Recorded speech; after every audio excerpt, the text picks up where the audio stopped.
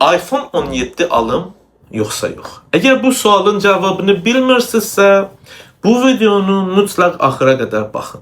Çünki indi təqribən 2 həftədir ki, bu telefon bazara gəldi və mən bu videoda yalnız o informasiyalar ki, kompaniya verdiyini demirəm sizə. Özüm də ora gedib yoxlamışam o telefonu və burada başqa adamların fikirlərini dünyada da sizin üçün paylaşıram. Ondan sonra birlikdə analiz edirik ki, nələr yaxşıdır, nələr yaxşı deyil və biz bu telefonu almalıyıq, yoxsa yox. Ona görə sizə məsləhət verirəm ki, bu videonu mütləq axıra qədər baxın, çünki mən arada çox vacib informasiyalar da paylaşacağım bu yeni telefon barədə. Amma həmişə mən videolarımdan deyirəm ki, hər şeydən əvvəl yaxşıdır ki, biz baxaq bu kompaniya özü nələr paylaşır və nələr deyir. Ondan sonra biz analiz edə bilərik ki, həqiqətdə nələr var, nələr düzdür, nələr səhvdir. Çünki həmişə bu fərqlər var ki, kompaniya bir şey deyir, amma həqiqət biraz fərqlidir. Gəlin baxaq. Əsas qiymətidir. Baxaq ki, neçəyədir. Dünyada belə gedir ki, iPhone 17 Pro 1099 dollardan başlayır və onun storage, həcmi ya yaddaşı ilə dəyişir bu qiymət. iPhone 7 Pro Max amma təqribən 1200-dür qiyməti. 1200 dollardır. Əsas fərqi də burada özü qeyd elədi ki, onun ekranıdır. Pro Max-in ekranı 6.9-dur inç və 17 Pro 6.3-dür. Və belə ki, əgər siz böyük ekranları sevirsinizsə, Pro Max ümumiyyətlə daha yaxşı seçimdir sizin üçün. Rənglər necə oldu? Çünki iPhone qabını dəyişib. Yəni ingilis dilində biz deyirik body. Yəni bunun təəssüf ki, mən Azərbaycan dilində bunu bilmirəm. Bunun materialını dəyişib və öcə alüminiumdan istifadə eləyir. Ona görə yeni rənglər düzələ bildi, amma təəssüf ki, köhnə rənglərdən xəbər yoxdur. Məsələn, əgər siz də mənim kimi qara platinum rəngləri sevirsinizsə, iPhone 17-də belə bir xəbər yoxdur. Amma əgər yeni rənglər sevirsinizsə, burada biz ən məşhur rəng ki, bu günlər çox məşhur oldu. Bəzilər çox sevir, bəzilər deyir ki, zəhləm gedir bu rəngdən. Gəldi, narinci bir rəngdir. Özü deyir ki, cosmic orange. Amma bir şey ki, xeyli önəmlidir. Əgər siz bu telefonu yaxından görmədinizsə, sizə deməliyəm ki, belə ki, baxırsınız deyil. Belə gözəl narinci rəngi deyil. Xeyli fərqlidir. Bu daha tündür, bu daha açıqdır. O qədər açıqdır ki, işıq altında hətta ağa qədər siz onu açıq görürsünüz. Yəni xeyli fərqlidir bu iki rəng. Amma gözəl rənglər də var. Məsələn, Deep Blue xeyli gözəl bir rəngdir. Ola bilər ki, xoşunuz gəlsin bu rəngdən. Silver də var ki, mən əslində buz rəngini o qədər sevmirəm, amma əgər bu rəngdə sizin üçün maraqlı olsa, ala bilərsiniz. Təəssüf ki, bu qədər 3 dənə rəng var, daha çox da yoxdur. Başqa rənglər ki, sevirsiniz, ola bilər, olmasın burada. Amma bu 3 rəng, yəni hər biri bir növ gözəldir. Featurelər ya yeni xidmətlər, ya yeni üzrlü sayın, bəzi sözləri mən Azərbaycan dilində bilmirəm ki, yeni servislər ki, əlavə elədilər, barədə gəlin danışaq. Biri chipset ya CPU-dur, yəni o telefonun beyni. iPhone 16-da A18 idi, amma yeni iPhone-da A19 Pro-dur. Bu nə zaman özünü göstərir? Siz məsələn, əgər ağır oyunlar oynayırsınızsa, ya ağır vəzifələr verirsiniz, nə bilim, dizayn etmək istəyirsiniz, nəsə düzəltmək istəyirsiniz onunla, ya ağır video çəkmək istəyirsinizsə, çox məsələn uzun videolar, çox keyfiyyəli videolar, bu o zaman öz rolunu oynayır. Amma bir problem də var. Bunlar o qədər güclüdür ki xeyli telefonu istəyir. Əlbəttə ki, hal-hazırda yeni sistem əlavə elədi iPhone. Məncə ancaq iPhone 17 Pro Max-də bu sistemi əlavə elədilər ki, cooling üçündür. Yəni soyuq saxlamağı cəhd göstərir, belə bir sistemlər qoyublar içində. Amma yenə də bu çox isti olur əgər ki, ağır istifadə eləsəz. Ümumiyyətlə, əziz dostlar, bu flagship ya baha telefonlar ya ən yaxşı telefonların fərqi normal telefonlar ilə budur ki, daha çox isti olur. Niyə? Çünki bunların beyni ya CPU-su xeyli güclüdür. Nə qədər də cəhd göstərsələr ki, bunu məsələn cooling sistem qoysunlar, nə qoysunlar ki, daha onu sərin saxlasın, edə bilmirlər. Çünki xeyli güclüdür. Və nə zamanlar bu istilik özünü göstərir? 3 zaman. 1. O zaman ki, siz bunu şarjıra qoyursunuz. Yəni şarja qoyursunuz ki, zaretka yığsın. Yəni zaretkaya qoyursunuz. 2. O zaman ki, ağır oyunlar oynuyorsunuz. 3. O zaman ki, kamera ilə işləyirsiniz. Yəni ya kamera ilə işləyəndə, ya oyun oynayanda, ya zaretkaya qoyanda. Bu 3 zaman bu xeyli isti olur. Hələ siz təsəvvür edin ki, bəzilər ikisini birlikdə eləyir, ya hətta üçünü birlikdə. Yəni ya məsələn zaretkaya qoyur, eyni zamanda video çəkir, ya şəkil çəkir. Ya zaretkaya qoyur, eyni zamanda oyun oynayır ki, bunlar əslində məsləhət deyil ümumiyyətlə. Ya ki stream eləyirlər, yəni eyni zamanda oyun oynayır, kamera da yandırır ki, özünü göstərsin. Hələ zaretkaya da vursa, dəhşət olur, xeyli isti olur. Və təəssüf ki, yəni bu problem var. Amma xeyli güclüdür. Əgər güclü bir beyin, güclü bir prosesor, güclü bir sistem istəyirsinizsə, A19 Pro əladır. Hər bir ağır vəzifə üçün əladır.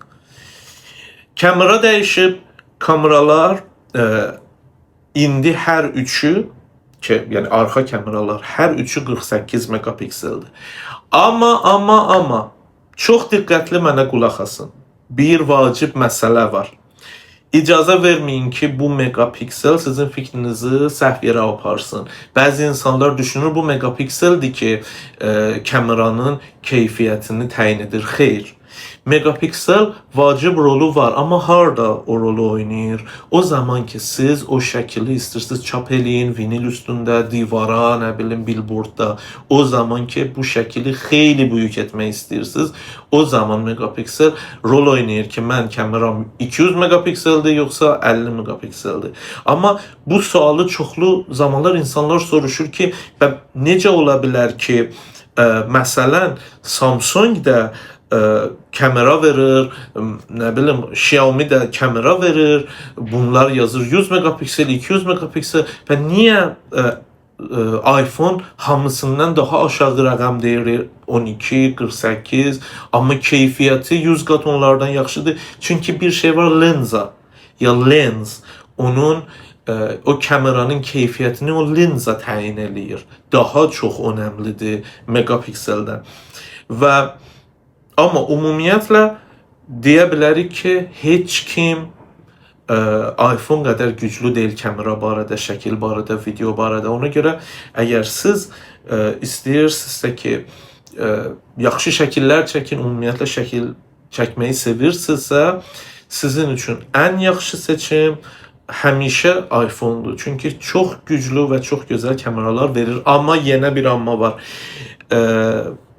Deyirlər, bunun zoomu çox oldu, 8 qat qədər zoom edə bilərik. Bəli, zoom edəndə də keyfiyyəti xeyli yaxşıdır. Keyfiyyətini itmir. Amma stabil deyil, xeyli hərəkət eləyir. Çünki iPhone Samsung kimi çox AI-dan istifadə eləmir. Ona görə stabil deyil. Zoom edəndə xeyli əsir. Siz 100% bir tripod almalısınız, bir şey almalısınız ki, onu sabit saxlayın. Əlinizdə zoom edəndə keyfiyyət yaxşıdır, amma o qədər əsir ki, siz heç başa düşmürsünüz, hardasınız, nəyə baxırsınız. Ona görə o zoom edəndə o yəni o ləzzəti ki, istəyirsiniz, ala bilmirsiniz kameradan.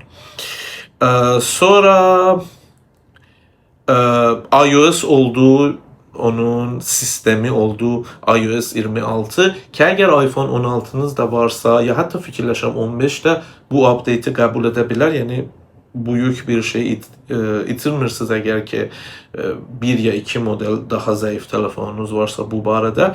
Bir şey ki təzə əlavə elədi iPhone online ya live translation ya tərcümə etmək sistemidir ki xeyli gözəl bir sistemdir. Təzə də əlavə oldu, amma bunu da yenə unutmamaq lazımdır ki bu sistemi ilk Samsung S20'də Samsung getirib və bunlar ondan sonra bunu getiriblər. Hələ bu sistem necə bir şeydir? Live translation, yəni mən danışıram, eyni zamanda sistem tərcümə eləyir qarşı tərəf üçün. Yəni o insan məsələn Çin dilində danışır, Frans dilində danışır mənimlə, mən Azərbaycan dilində danışıram onunla. Sistem bizim dillərimizi dəyişir, bir-birimizə uyğun dillər verir. Bu xeyli önəmlidir. Yəni siz əgər ki xarici dostlarınız olsa ya çoxlu səyahətlərə gedirsinizsə, bu imkan sizə xeyli kömək eləyir. Samsung'da biraz gec bu baş verirdi. Amma Apple'da mən onu yoxlamamışam. Onu bilmirəm ki nə qədər tez bu işi görür, amma məncə hələ ki çünki təzə gəldi, biz o qədər onu sürətli yəni gözləyə bilmirik ki xeyli sürətli tərcümə eləsin. Amma o da yəni yaxşı imkandır ki təzə gəldi. Başqa şey ki bilməliyik, kamera da standart kamerası da yəni 10 kamerası da oldu. Fikirləşirəm 18 megapiksel, amma bunu harda göstərmişdi onu unutmuşam ki sizə göstərim. Yəqin aşağıda var. Bu ki deyir, bunu izahat verdim sizə. Bəli, 48 Fusion main kamera var. Ultra wide kamerada 48'dir, Fusion telefoto kamerada 48'dir. Hər 3 kamera ki arxada 48'dir. 10 kamerada 18'dir ki mən uzun yoxladım. Həqiqətən əla keyfiyyəti var. Xeyli gözəl keyfiyyət, xeyli qəşəng kameradır. Yenə də deyirəm, əgər siz şəkil çəkmək, video çəkmək sevirsinizsə 100% bunu xeyli bəyənəcəksiniz. Həqiqətən bu qədər keyfiyyəlidir. Xeyli gözəl bir kameradır.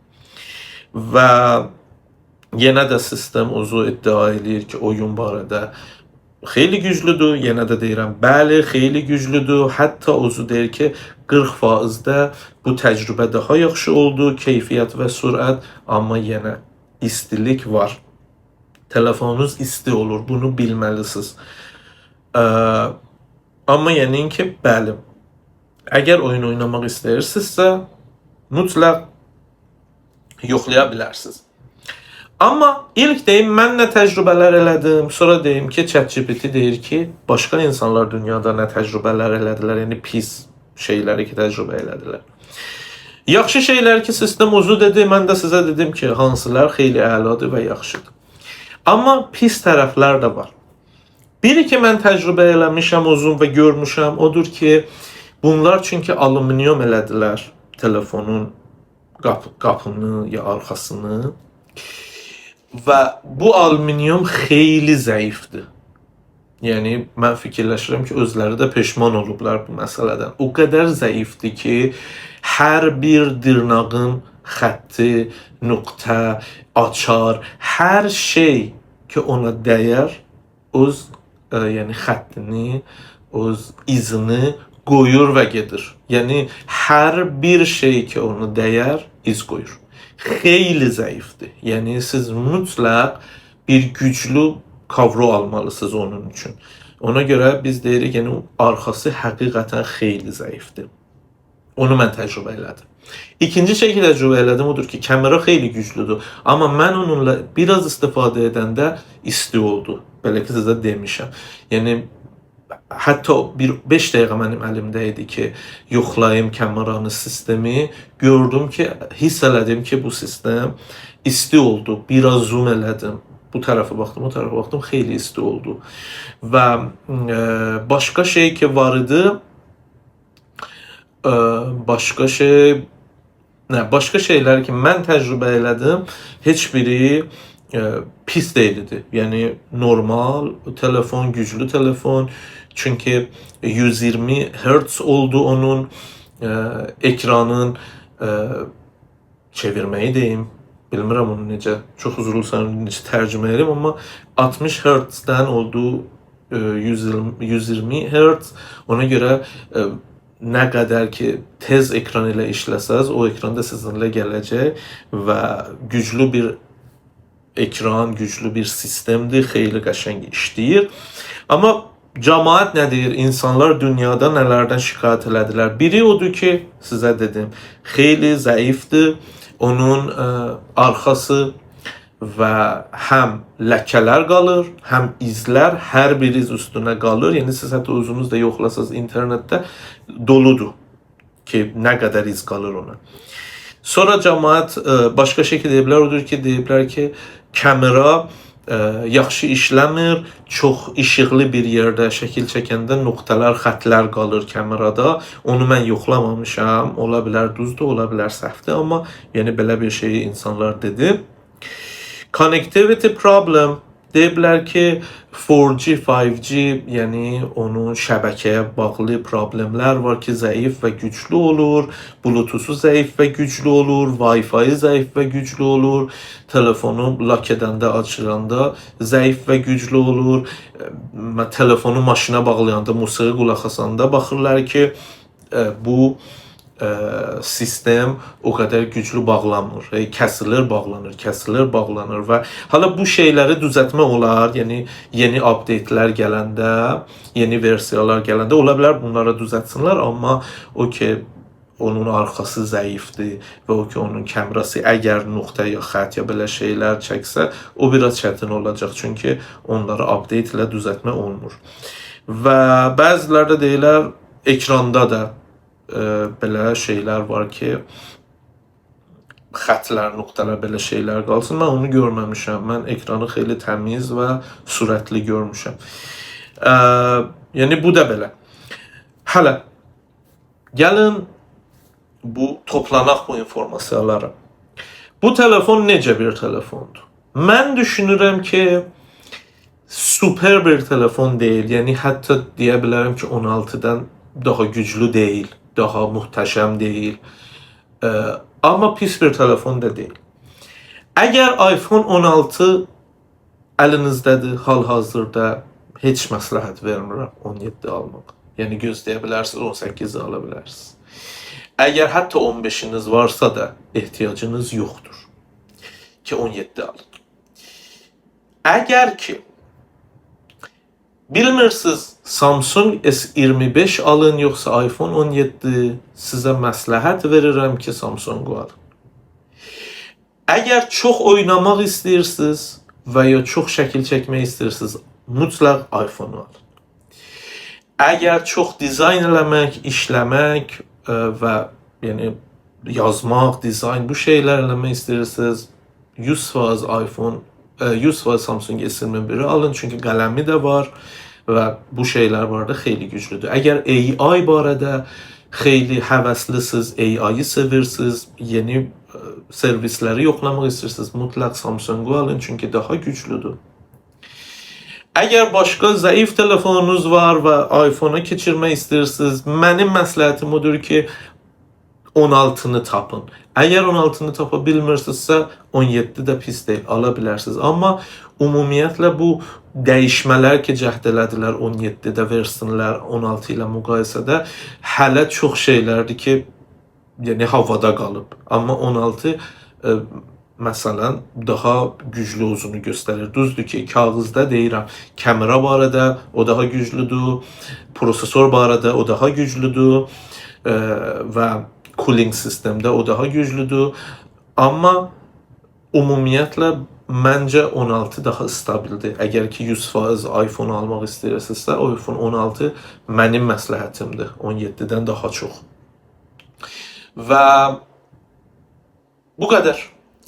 Siz də fikrinizi yazın. Siz də əgər almaq istəyirsinizsə fikrinizi yazın. Siz də əgər ki 17 aldınızsa təcrübənizi yazın və şad olacağım ki məni dəstək eləyin, like edin, bəyənin, komment yazın. Mən inşallah bütün telefonlar barədə belə video çəkəcəm və hər şey sizə izahat verəcəm ki, hansını istəyirsiniz almağa, sizə kömək göstərəcəm ki, səhv bir şey almayın. Ona görə mütləq abunə olun. Mən hətta kompüter barədə də inşallah sizə belə informasiyalar verəcəm ki, necə bir notebook ya kompüter ala bilərsiniz ki, düzgün bir sistem sizin ehtiyaclarınıza uyğun olsun. Üzrlü sayın, əgər bəzi sözləri düzgün tərcümə edə bilmədim, amma cəhdimi edirəm ki, yəni nələri ki bilirəm sizə çatdırım. Özünüzə yaxşı baxın, sağ olun.